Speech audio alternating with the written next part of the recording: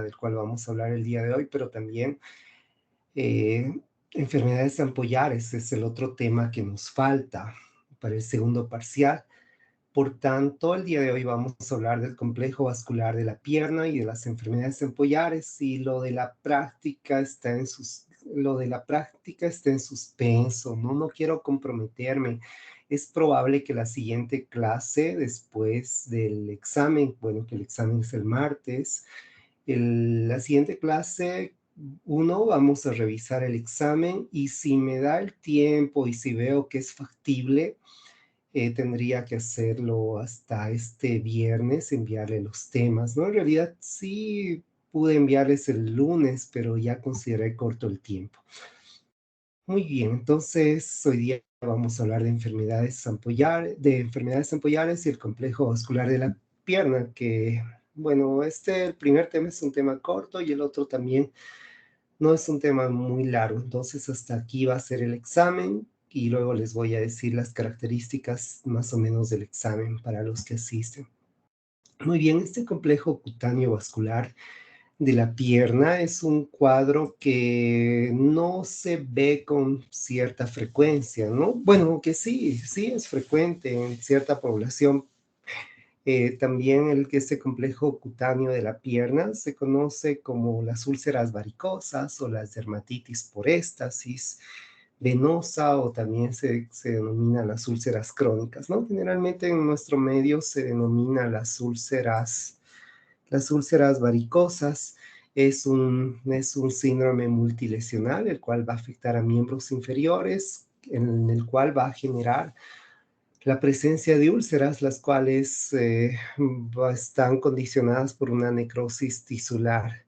Va a afectar no solo la piel, va a afectar también los vasos, la hipodermis, y también inclusive puede afectar los huesos, ¿no? Entonces, son lesiones ulcerativas que va a condicionar. Estas úlceras pueden tener una proporción, una profundidad que es variable, ¿no? Que es un cuadro de difícil manejo, ya que muchas no van a ser tan fácil lograr una curación completa, ¿no? Generalmente sí es frecuente en la población, en atención primaria habitualmente es más frecuente en personas de mediano, personas mayores. eh, Puede afectar hasta aproximadamente 1% de la población, un tanto menos. Eso es variable de acuerdo a las poblaciones. Puede presentarse un promedio generalmente se presenta a los 50 años, ¿no? Más de la mayoría de estas úlceras van a ser venosas, ¿no? Más del 90%, y un 10% aproximadamente va a ser arteriales. Dentro de su etiopatogenia hay un factor hereditario, ¿no? El cual condiciona una insuficiencia valvular en las venas comunicantes, lo cual va a condicionar un incremento de la presión venosa. Esto generalmente se manifiesta en ciertas actividades, es decir, cuando se realiza ejercicio. Consecuentemente, esto va a generar una proliferación capilar, un aumento de la permeabilidad. Hay un depósito pericapilar de fibrina, lo cual va a disminuir o va a impedir la difusión de oxígeno, ¿no?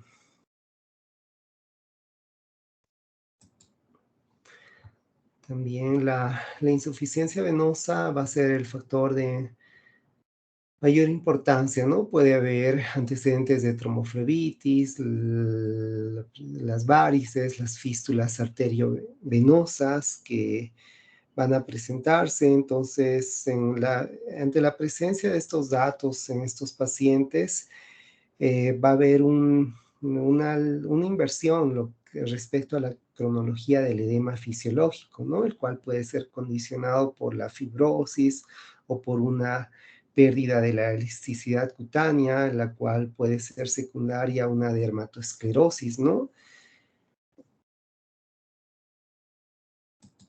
Entonces, las varices van a ser causadas por la debilidad de las paredes venosas, tanto ya sea de vasos troncales o tributarios y también va a haber un reflujo valvular, ¿no? De las venas afenas, lo cual condiciona o empeora, ¿no? La dilatación de las varicosidades y en ciertas situaciones mucho de estos procesos pueden ser secundarios, pueden ser secundarios a trombos, perdón, o pueden ser idiopáticos, ¿no? Y algunos, un porcentaje de estos cuadros también va a ir acompañado, ¿no? Algunas ciertas alteraciones linfáticas.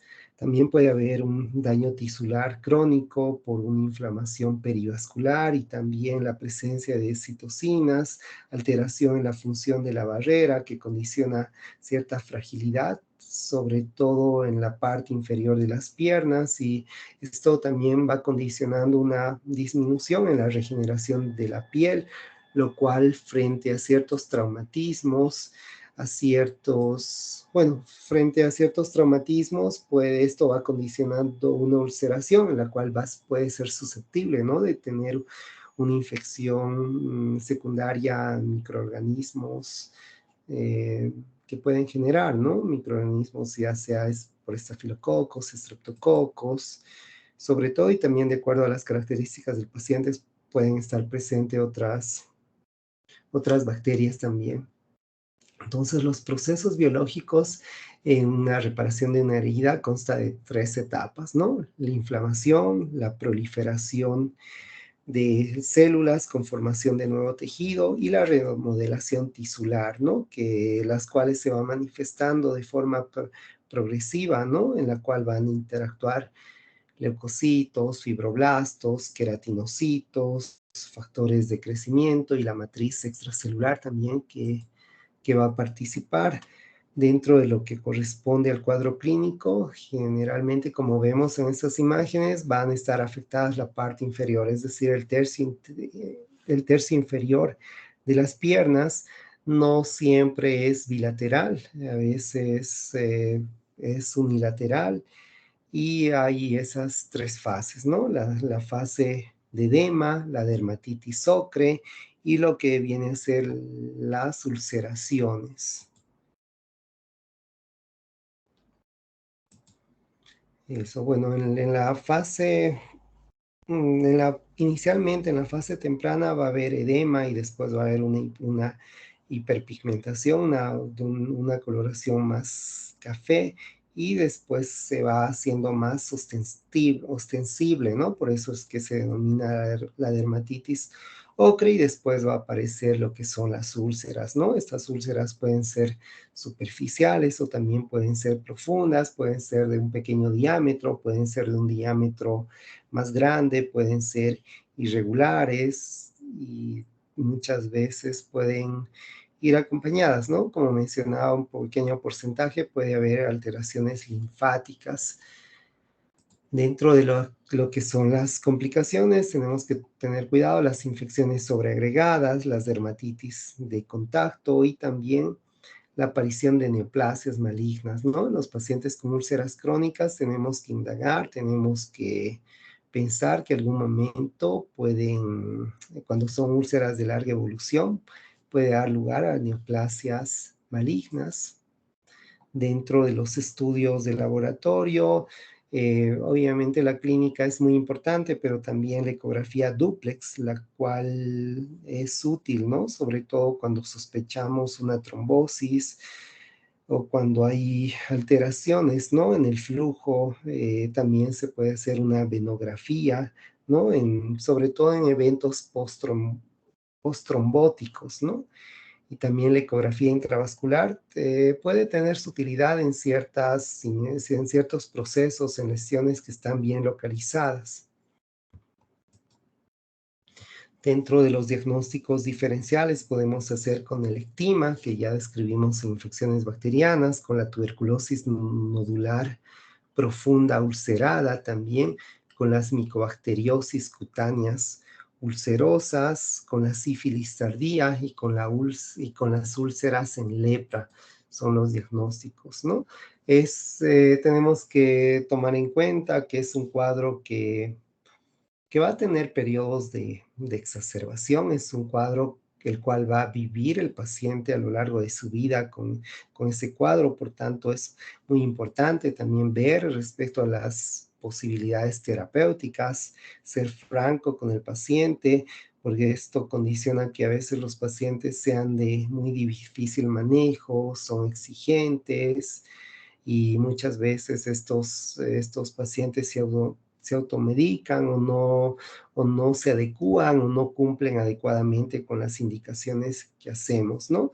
El mejor de tratamiento obviamente constituye el reposo, pero si nos guiamos por la triada de Virchow, la hipercoagulabilidad, la lesión endotelial, la estasis vascular, el riesgo, ¿no? De que puedan de producir un tromboembolismo pulmonar. Entonces tenemos que, sí, el reposo es importante, pero otras medidas como por ejemplo estar mucho tiempo de pie, utilizar ropa muy ajustada, toda esa situación es de muy difícil manejo, sobre todo en pacientes que no disponen de un seguro, ¿no? Porque va a generar largos costos a los pacientes.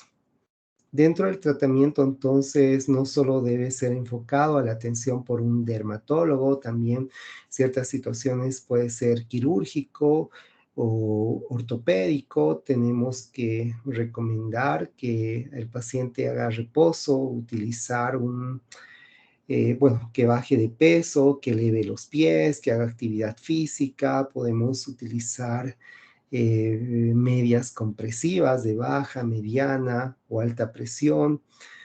Podríamos utilizar, pero a veces en pacientes obesos, pacientes con dermatitis de contacto, pacientes con insuficiencia arterial o con una piel frágil, no va a ser no va a ser muy efectivo, ¿no? Podemos utilizar pomadas lubricantes o eh, pomadas lubricantes que pueden ser útiles en caso de piel seca, ¿no? Como el lineamiento oleocalcáneo que se puede utilizar en pacientes con piel seca. Podemos hacer fomentos con agua de vegeto en pacientes que presentan dermatitis aguda. También podemos hacer fomentos sulfatados o podemos también utilizar otros antibióticos, ¿no? Como la mupirocina.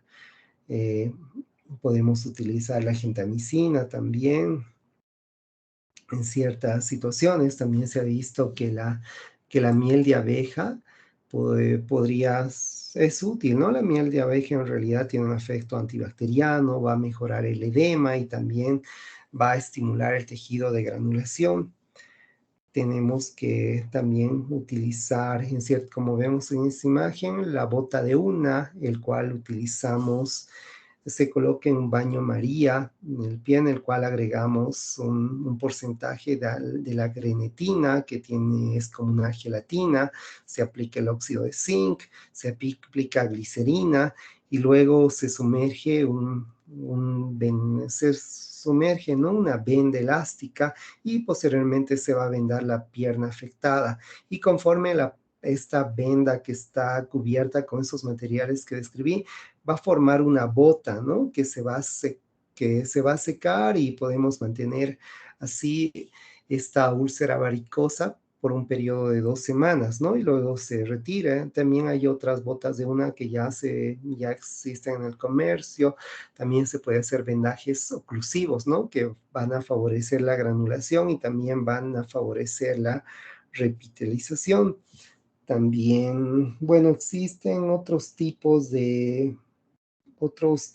derivados del ácido hialurónico, ¿no? Hay ciertas láminas que podrían ser útiles en algunas heridas superficiales, ¿no? Se ha visto que también pues, se podría utilizar otros fármacos como ciertos vasodilatadores periféricos. Se puede utilizar la fenitoína también vía tópica, que podría mejorar.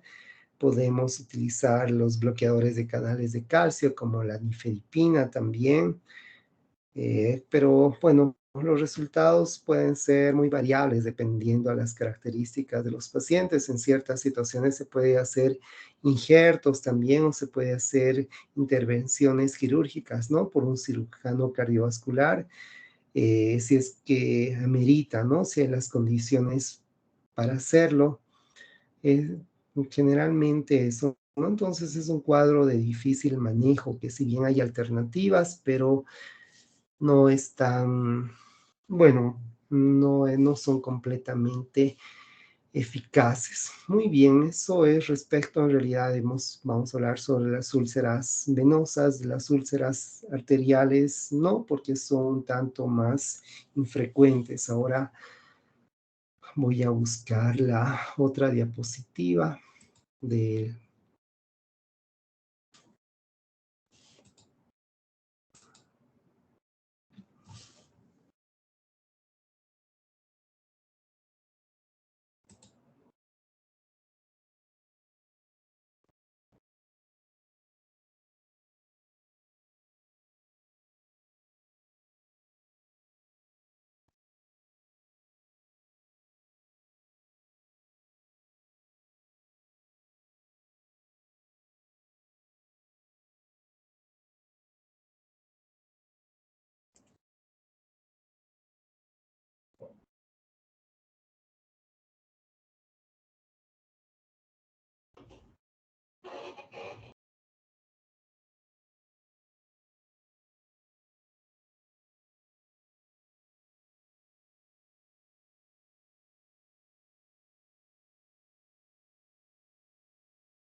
Muy bien, entonces vamos a hablar de las enfermedades ampollares, ¿no? En realidad vamos a hablar de la dermatitis herpetiforme, vamos a hablar del pénfigo y del pemfijoide.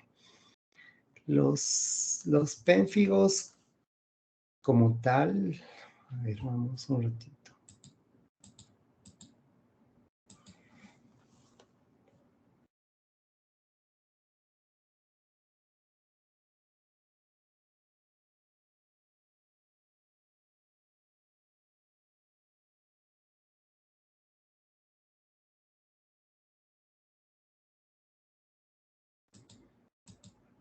Bien, el pénfigo proviene de una palabra griega que significa ampolla, el cual está constituido por o es un grupo de enfermedades que tanto histopatológicamente como en la clínica se van a manifestar con la presencia de ampollas, ¿no? Ampollas intraepiteliales que puede comprometer la mucosa oral, la mucosa faríngea, la mucosa esofágica, la mucosa, bueno, también la mucosa genital y anorrectal, ¿no? Es una enfermedad que se puede mencionar que es una enfermedad autoinmunitaria, ¿no? Que es una etiología desconocida, ¿no? Que es lo más característico, la presencia de esas ampollas intraepidérmicas que afectan no solo a piel, afectan también las mucosas, ¿no? Dentro de la etiopatogenia es un cuadro raro, ¿no? Los pénfigos, ¿no? Está sobre todo asociado a enfermedades autoinmunitarias. También se ha visto cierta predisposición en ciertos grupos etarios, ¿no? Generalmente entre los 40 a 60 años, no es específico de una raza en particular, pero también se ha visto cierto predominio, un discreto predominio en las mujeres que en los varones, ¿no? Que es casi la misma similitud. Dentro de la etiopatogenia no está completamente determinado, se menciona que hay una predisposición genética, pero también se ha visto la presencia de ciertos autoanticuerpos, ¿no? Los autoanticuerpos generalmente los de clase IgG, los cuales actúan sobre antígenos y también sobre los desmosomas, ¿no? Que forman puentes intercelulares, que eso ya habíamos descrito en el primer tema cuando habíamos hablado de las capas de la epidermis. Entonces, generalmente estos autoanticuerpos van específicamente sobre las desmogleínas y consecuentemente va generando va generando lo que es una, que les digo, mm, va generando una separación, ¿no? De los queratinocitos, que eso es lo que se denomina la cantólisis, ¿no? Va a haber una pérdida de la adhesión de los queratinocitos y también va a haber una liberación del activador tanto de la plasmina y también del plasminógeno. Por ejemplo, se ha visto en algunas variedades, como en el pénfigo vulgar, que hay anticuerpos que están dirigidos sobre la desmogleína de tipo 3. En el foliáceo va contra otra variedad, con la desmogleína de tipo 1, y que muchas veces esto va a ser condicionado por ciertos alergenos, ¿no? Que generan cierta mayor sensibilidad. Estos alergenos generalmente son alergenos ambientales. Dentro de las características, es un cuadro que no es frecuente, es alrededor de un 1% de la población, afecta a ambos sexos, y la lesión elemental va a ser la presencia de una ampolla o la presencia de una vesícula, es decir, puede haber en la piel, puede comprometer las mucosas. Ya describí las mucosas que van a estar afectadas dentro del cuadro clínico, es decir, el pénfigo vulgar, que es el más frecuente, más corresponde de los pénfigos, más la cuarta parte, entre un 80% aproximadamente de los pacientes que cursan con pénfigo es el de tipo vulgar, ¿no? Va a comprometer las mucosas, puede comprometer la piel cabelluda, en realidad puede afectar cualquier parte de la piel, puede afectar también una parte importante de las mucosas, es más frecuente en la piel cabelluda, pero también puede progresar por el tórax, por el abdomen, por las raíces de los miembros. Va a generar, bueno, va a generar la presencia de ampollas flácidas, las cuales pueden variar entre 1 a 2 centímetros, las cuales se van a manifestar o van a presentarse en la piel sana o también en la piel eritematosa, ¿no? Generalmente estas ampollas muchas veces las vamos a encontrar decapitadas, es decir, denudadas, que una vez que que se rompen, pueden formar escoriaciones. Posteriormente va a haber la presencia de costras mielicéricas. También pueden cursar con dolor, aunque no siempre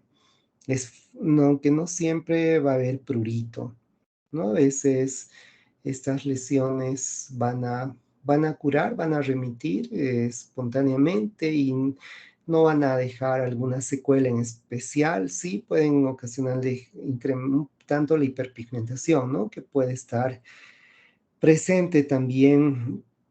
Cuando vemos estas ampollas podemos hacer el signo de Nikolsky, ¿no? Es decir, hacer una presión sobre la piel, y va a generar un desprendimiento de la lesión, ¿no? Eso se llama el síndrome de Nikolsky, perdón. Inicialmente es una vesícula puntiforme y hay una participación, ¿no? De moléculas antigénicas sobre la desmogleína de tipo 3. Después, bueno, aquí también veíamos, bueno, no solo las ampollas, no, también ese enantema que puede estar presente, ¿no? Que puede afectar, como vemos aquí, parte del encíal, puede afectar la mucosa gingival, incluso no se ve la lengua, pero puede afectar la lengua, puede afectar el paladar también, y incluso podría afectar otras áreas, ¿no? Como la mucosa esofágica, la mucosa genital, incluso podría afectar los ojos, podría haber otras manifestaciones sistémicas como fiebre, como diarrea, como vómitos. Bueno, entonces hay otra variedad de pénfigos vulgaris, el pénfigo vulgaris herpetiforme, ¿no?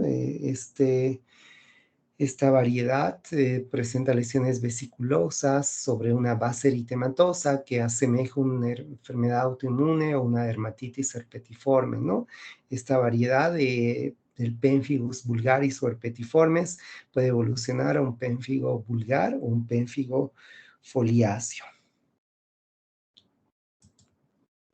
El pénfigo vegetante, que el pénfigo vegetante, que es una forma localizada del vulgaris, son ampollas que están situadas en grandes pliegues, pueden estar en el cuello, en la axila, en las ingles también. Tienen dos tipos, el de Neumann y el de Jalopeu. El de Neumann es el más grave, ¿no? Y el de Jalopeu puede tener una remisión más pronta con el tratamiento. Entonces, no solo va a estar afectado los pliegues, también pueden alrededor de la boca, en los pies, en las manos, puede estar presente, ¿no? Inicialmente, este pénfigo vegetante se va a manifestar con la presencia de ampollas, ¿no? Las cuales van a erosionarse y posteriormente van a dejar de ciertas vegetaciones, ¿no? Como vemos en la imagen, son vegetaciones de una coloración roja, las cuales también van a estar, bueno, pueden estar cubiertas con costras, ¿no? Y después van a dejar una pigmentación también, una pigmentación residual, ¿no? Entonces el jalapeo tiene un aspecto pustuloso, ¿no? Y bueno, tiene buena respuesta. El de Newman es el más complejo.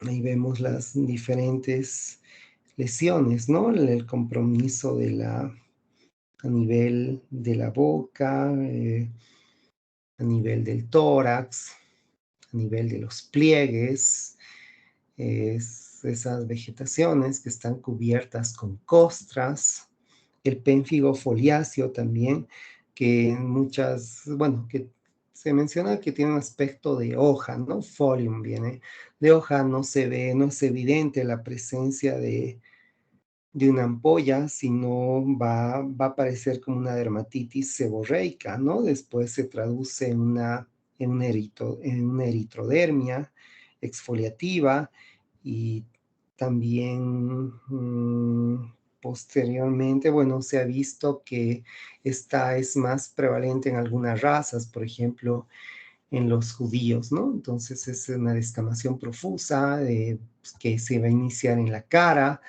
Se menciona que puede ser una variante del pénfigo seborreico, pero también se va a diseminar en las extremidades, en el tronco, que tiene el aspecto de una eritrodermia, ¿no? De una dermatitis exfoliativa, y también está asociado aquí con el antígeno constituido por la desmogleína 1.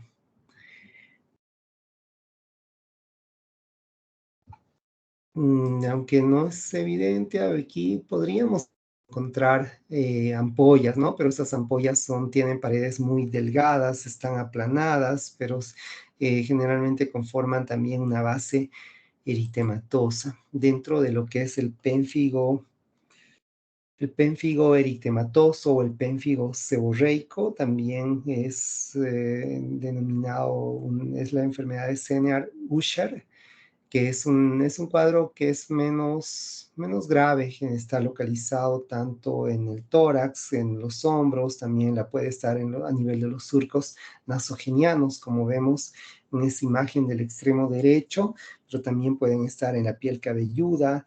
A veces se asemeja como si viéramos esa imagen de la de abajo, la de la derecha, podría asemejar un lupus eritematoso, ¿no? No es frecuente el compromiso de las mucosas. Generalmente, como vemos, por topográficamente más corresponde a áreas donde se dan las dermatitis seborreicas.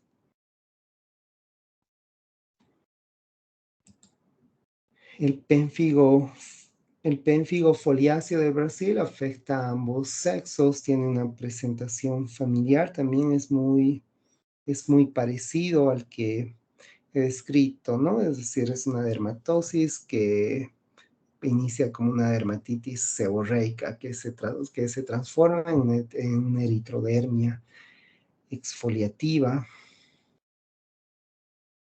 Este tipo de pénfigo foliáceo o fogón salvaje, que también se denomina, generalmente está localizado en algunas áreas rurales de algunas regiones de Sudamérica, ¿no? Y también, bueno, se menciona o se asociaría a un ciclo mediante un insecto y un vector, ¿no? Mediante un virus que podría estar generando, ¿no? Ciertas situaciones, como vemos en esta imagen de aquí arriba, puede estar localizado, es decir, puede estar circunscrito o puede estar, o puede ser generalizado.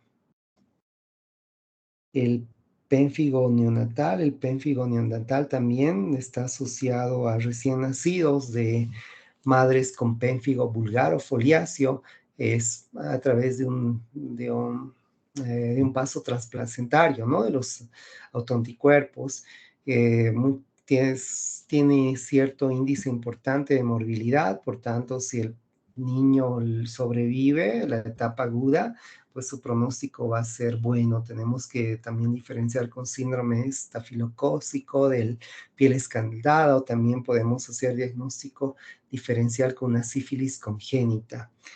También hay el pénfigo por IgA, el cual está asociado a, por ejemplo, a la dermatitis pustulosa subcorneal. Tiene dos variedades, una dermatitis pustulosa neutrofílica y una dermatitis intradérmica o una dermatosis intraepidérmica subcorneal. Afecta a ambos sexos, es más de predominio en adultos, aunque ahí estoy mostrando una imagen de un niño pequeño. Hay ampollas y hay pústulas sobre una piel eritematosa, ¿no? Tiene un aspecto, un patrón en moneda, de una configuración anular, y más afecta el tronco y afecta a las extremidades, ¿no? Sobre todo las raíces de los miembros. Tiene un curso crónico, está asociado a la afectación a la desmogleína de tipo 3. También hay un pénfigo por, un pénfigo por medicamentos, el cual a veces no se puede distinguir, pues, de otras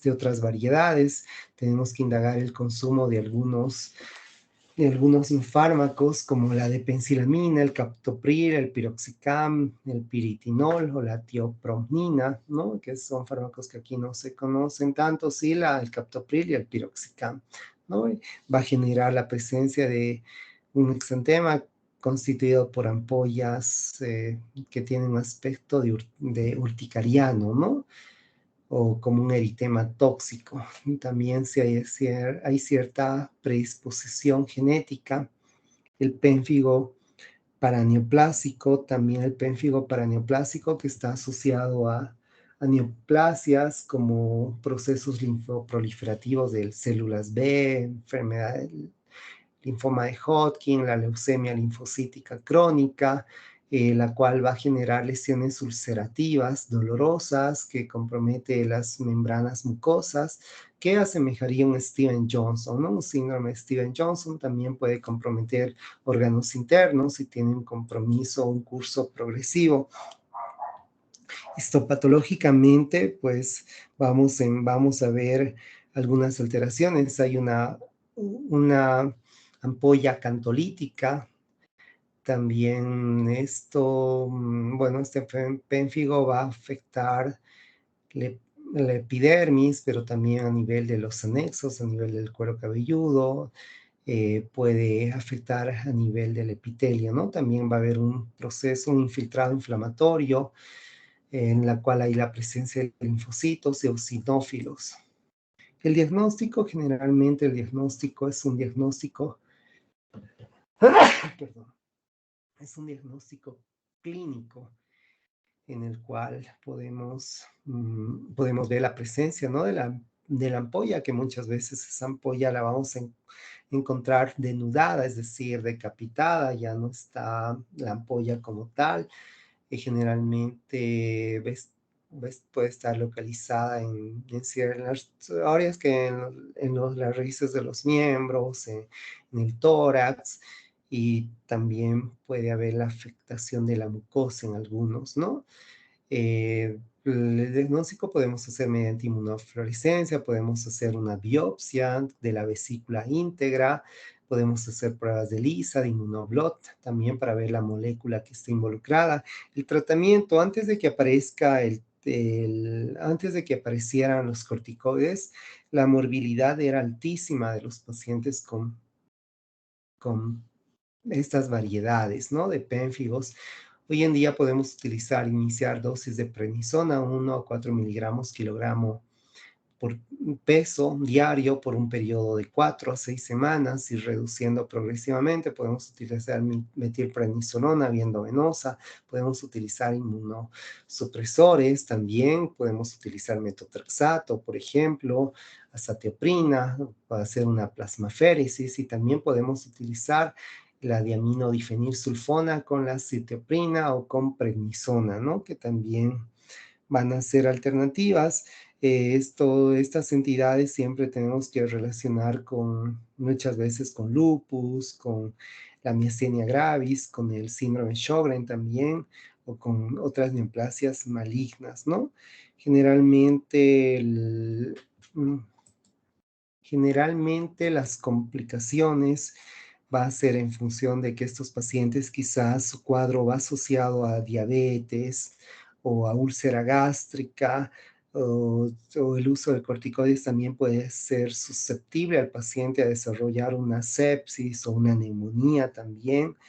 Y bueno, en el caso de los inmunosupresores, o en el caso del uso de azatioprina, también considerar que alguno de estos fármacos puede producir una depresión de la médula ósea o genera cierta susceptibilidad a procesos infecciosos, ¿no? Eso sobre todo. Entonces, el diagnóstico diferencial tenemos que hacer con el pemfigoide, con el Steven Johnson, con las dermatitis herpetiformes, que luego vamos a describir, por ejemplo. Muy bien, ahora vamos a hablar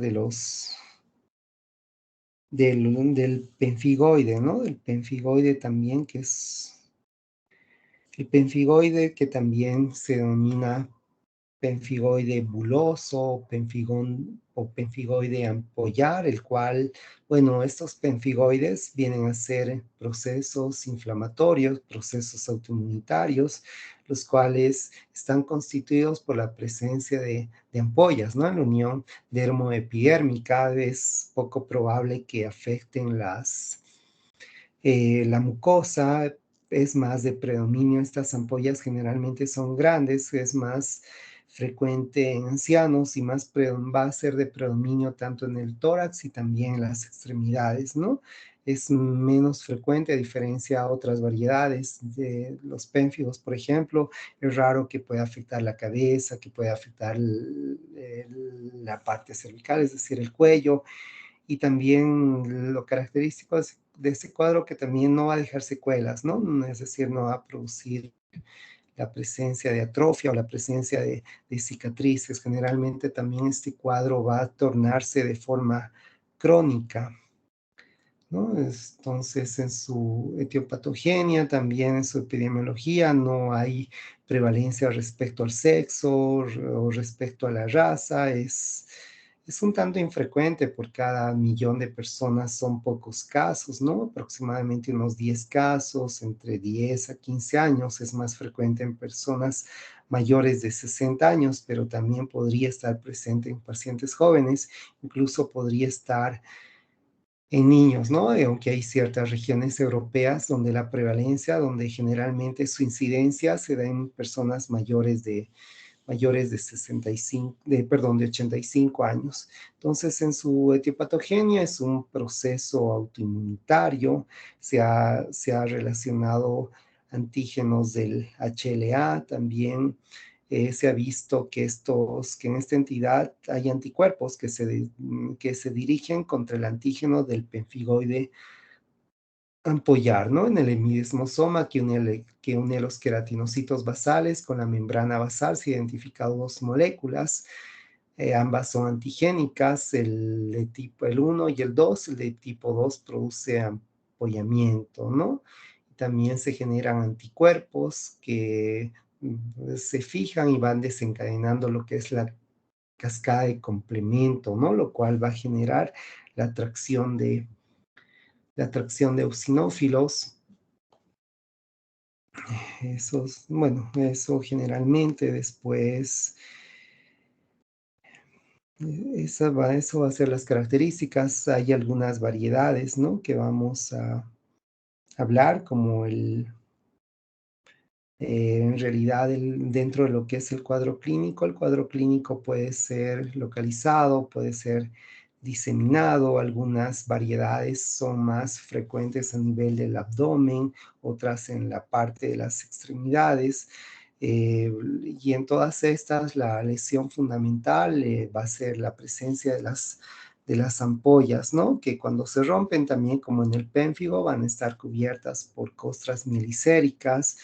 En este caso, en estos casos no va a haber el signo de Nikolsky, es decir, cuando se hace presión, no se va a desprender, ¿no? La lesión. Entonces, el penfigoide ampolloso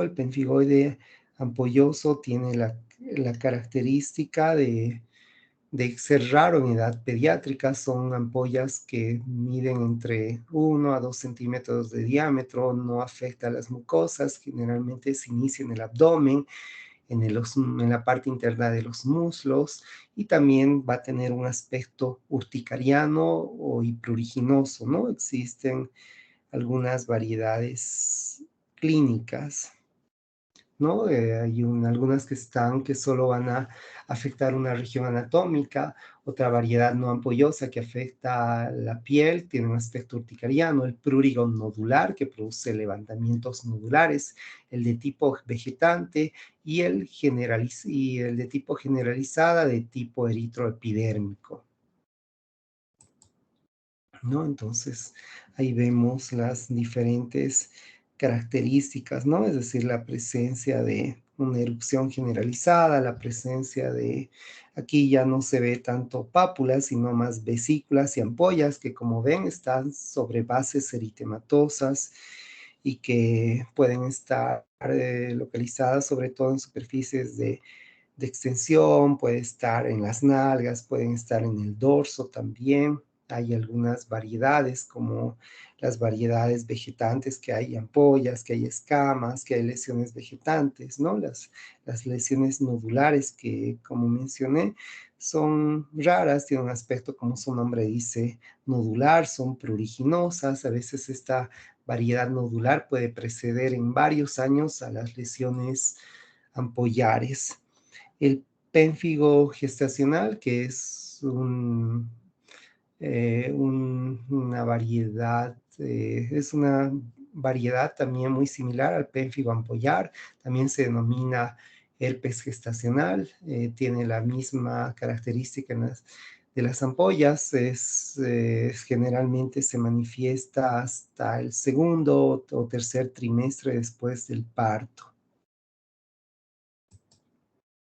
El pénfigo cicatrizal, también el pénfigo cicatrizal, eh, también es un cuadro crónico, también se denomina un pénfigo benigno que va a afectar las mucosas, tanto ocular, bucal, laringea, faringea, esofágica, como su nombre dice, que al cicatrizar va a producir un daño o una pérdida en la función, ¿no? Generalmente estas ampollas van a dejar estas cicatrices que son retráctiles, van a dejar ciertas sinequias, es decir, ciertos patrones cicatrizales, incluso si hay una afectación ocular, podría producir ceguera, si a nivel de esófago puede producir una estenosis esofágica, que tenemos que tener, hay que indagar bien, ¿no? Entonces van a tener un patrón blanquecino cicatrizal y esas sinequias, ¿no? En cavidad oral que van a presentar. A nivel ocular producen el simblefarón, producen una triquiasis, y van a producir una ceguera, ¿no? Que es lo que más nos debe preocupar. También hay otros pénfigos, hay otros pénfigos, como es este pénfigo cutáneo de Brutzing y Perry, esta variedad. Hay lesiones cutáneas las cuales van a estar en el cuello, van a estar en la cabeza, van a dejar cicatrices atróficas, ¿no? Son cuadros raros, así como el pemfigoide ampolloso por antígeno dérmico, que también asemeja mucho al pemfigoide ampollar, ¿no? Es muy indistinguible, hay una ampolla dermoepidérmica. El diagnóstico, entonces, el diagnóstico va a ser en función de la clínica, también los datos histopatológicos, podríamos hacer una biopsia cuando de una pequeña ampolla, ¿no? En la cual vamos a encontrar ampollas subepidérmicas, que estas pueden contener algunas células, puede haber infiltrados de eosinófilos, en otras podemos encontrar, sobre todo en las variedades nodulares o en las vegetantes, podemos encontrar la presencia de hiperkeratosis. También la microscopía electrónica podría ser útil, ¿no? Podemos hacer una inmunofluorescencia con una técnica de desprendimiento dérmico epidérmico, o el inmunoblot también podría demostrar la presencia de esa molécula antigénica. Luego de lo que corresponde al tratamiento, bueno, antes, aparte en el laboratorio, podríamos encontrar eosinofilia, ¿no? En el diagnóstico diferencial podemos hacer con pénfigo, con dermatitis herpetiforme, podemos hacer con una dermatitis medicamentosa también. El tratamiento también debe ser un tratamiento multidisciplinario, se debe utilizar corticoides sistémicos, podemos utilizar con prednisona, 1 miligramo kilogramo día, buscando posteriormente una dosis de mantenimiento de no más de 10 miligramos día, ¿no? En ciertas situaciones tendremos que utilizar otros inmunosupresores como la cetioprina, como el metotrexato, y bueno, se ha visto que hoy en día también se podría utilizar corticoides tópicos, ¿no? Como el propionato de clobetasol, que es un corticoide de alta potencia, y ir viendo, ¿no? Por los efectos secundarios, ya sea utilizar corticoides sistémicos como corticoides tópicos, ¿no? Entonces también podemos utilizar eritromicina, tetraciclinas, la diaminodifenilsulfona, más la niacinamida también. Son otras alternativas que en nuestro medio no se utiliza. Generalmente en nuestro medio utilizamos los corticoides. Y finalmente vamos a hablar de esta dermatitis herpetiforme o la dermatitis de Düring y Brock, ¿no? Que es un cuadro que también se puede denominar como una enfermedad ampollosa, una enfermedad autoinmune, la cual está condicionada por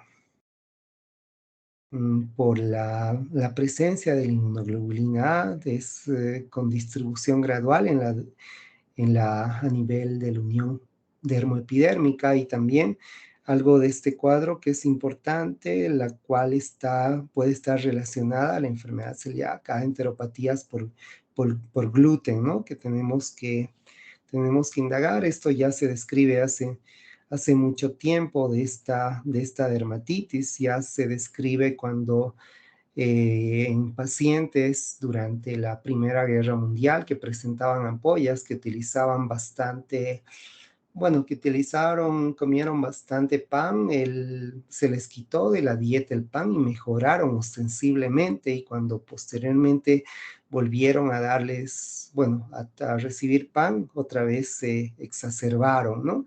Entonces sí, se puede decir que es un proceso autoinmunitario en el cual también va a haber una predisposición genética, ¿no? Que generalmente esta dermatitis herpetiforme va a afectar, va a ser simétrica, va a afectar superficies en extensión, va a haber la presencia de placas, puede haber la presencia de lesiones pápulo-vesiculosas, incluso posiblemente van a presentar costras hemáticas. Esta dermatitis herpetiforme va a cursar con dolor, puede cursar también con prurito, ¿no? Es más frecuente, sobre todo, estas dermatitis es más frecuente en razas caucásicas, ¿no?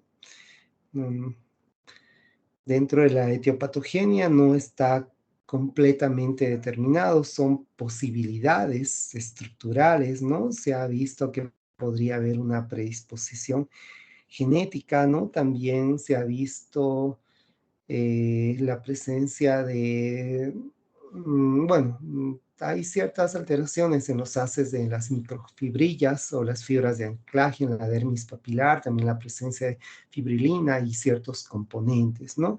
Entonces, ahí, por ejemplo, se ha visto tras del depósito de inmunoglobulina A, se va a fijar el complemento y esto va a generar la presencia de células inflamatorias, ¿no? Que generarían, desencadenarían una respuesta inflamatoria, la presencia de citocinas proinflamatorias, la presencia de enzimas que degradan, como las proteasas, las colagenasas y la formación de ampollas dentro de lo que es bueno, y también obviamente en su etiología, no solo los factores genéticos, también se ha visto que el gluten podría, como mencionaba, podría ser un antígeno exógeno que podría desencadenar las lesiones cutáneas. No se ha demostrado completamente cuál es el mecanismo, pero bueno, habría un mecanismo que radica entre un proceso que afecta, ¿no? La mucosa intestinal.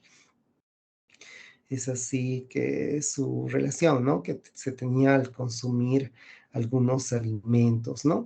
Entonces, dentro del cuadro clínico es una enfermedad rara, va a haber la presencia de vesículas y el intenso prurito, ¿no? Hay lesiones papuloampollosas o vesiculosas de aspecto urticariano. Hay después estas lesiones vesiculares, ampollares, se pueden presentar de forma agrupada o también se pueden presentarse de forma aislada. Generalmente va a producir, ese prurito va a generar escoriaciones y las costras hemáticas, ¿no? Así como también, bueno, esta dermatitis herpetiforme puede comprometer las áreas extensoras, tanto del codo, de las rodillas, de la cabeza, de la espalda, de las nucas, va a adoptar un curso crónico también, pero si bien es crónico, no va a haber un compromiso, ¿no? Del estado general. A veces este cuadro puede permanecer por un tiempo indeterminado, indefinido, puede tener algunos episodios de mayor exacerbación, ¿no? O que puede estar asociado, por ejemplo, a ciertos traumatismos.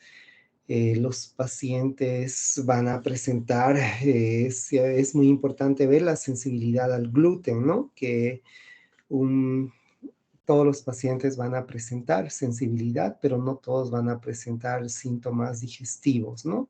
Es decir, habitualmente no va a haber, o sea, no va a haber diarrea. También puede haber otras alteraciones a nivel gastrointestinal. Estos pacientes pueden sufrir con una gastritis atrófica, puede haber una hipocloridria, o también se ha relacionado esta entidad pues con la enfermedad celíaca, se ha relacionado también con el hipotiroidismo, ¿no? Y también se ha relacionado con con algunos linfomas.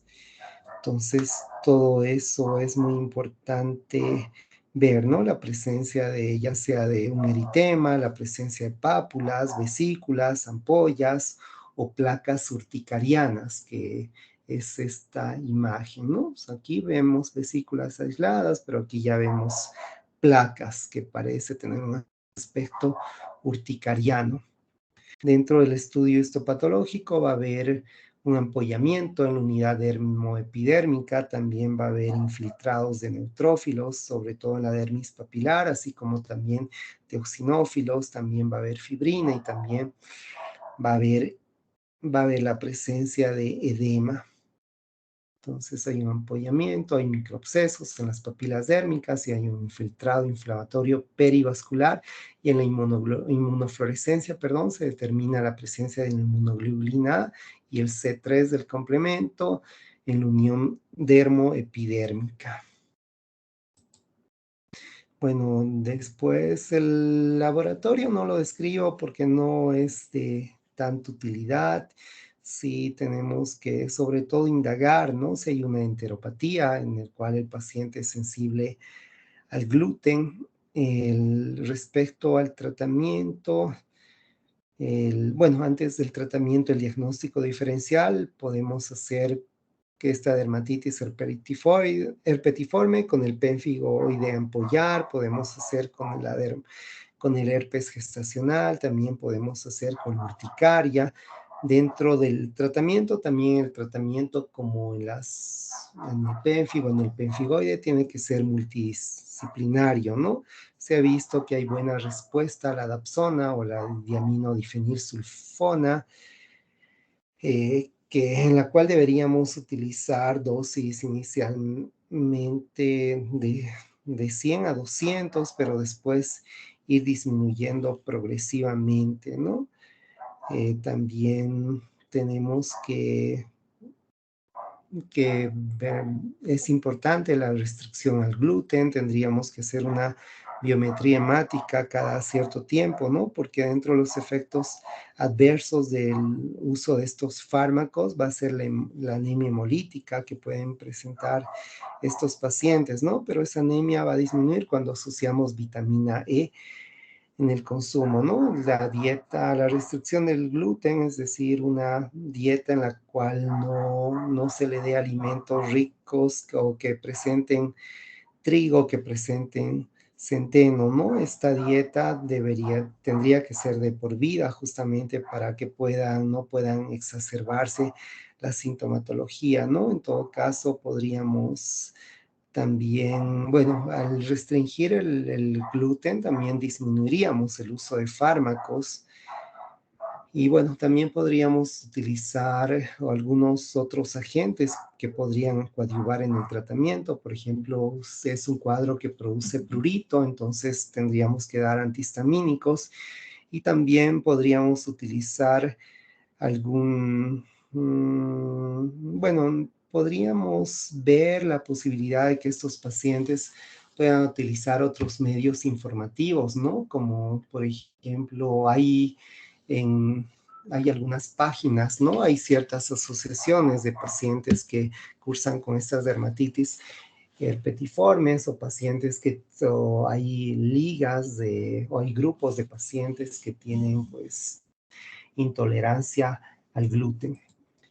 Muy bien, voy a llamar la lista si alguien tiene alguna pregunta. Laura, Laura Álvarez.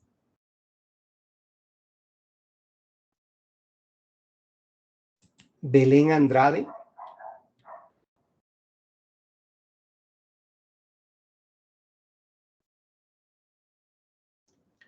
Celia Angulo. Presente, doctor. Gracias, Celia. Brian Arias.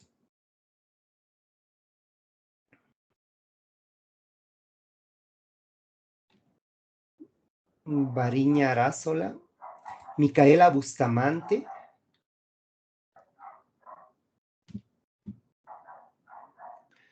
Brandon Bustamante. Presente, doctor. Gracias, Brandon. Anthony Chávez. Presente, doctor. Gracias, Anthony. Melanie Claros.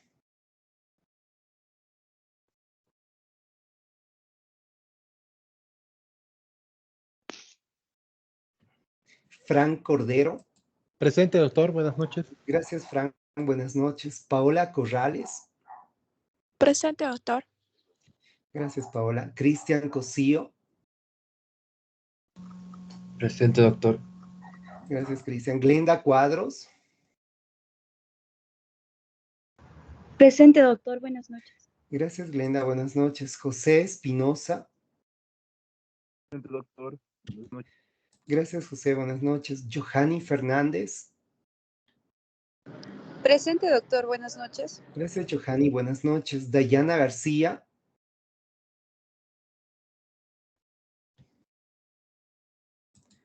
Kelly Guarayo. Presente, doctor. Gracias, Kelly. Mauricio Laguna. Presente, doctor. Gracias, Mauricio. Luis Lara. Presente, doctor. Buenas noches. Gracias, Luis. Buenas noches. Gabriela León. Presente, doctor. Gracias, Gabriela. Karen López.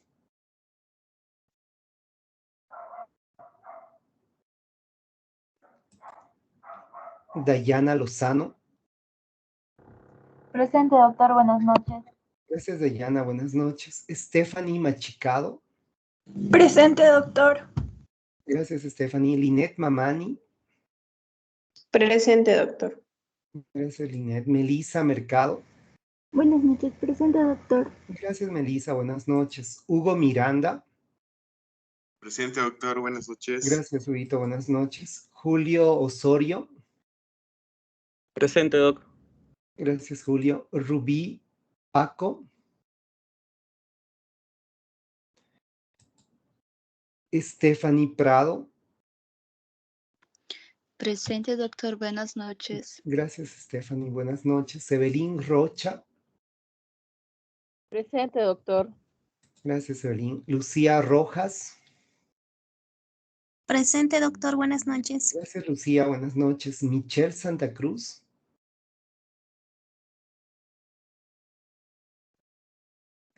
Anthony Silva. Buenas noches, doctor. Silva, presente. Gracias, Anthony. Buenas noches. Alejandra Soria.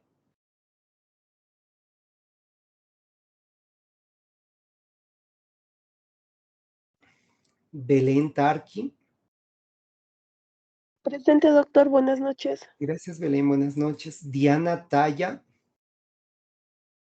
Presente, doctor. Buenas noches. Gracias, Diana. Buenas noches. Sara Ticona.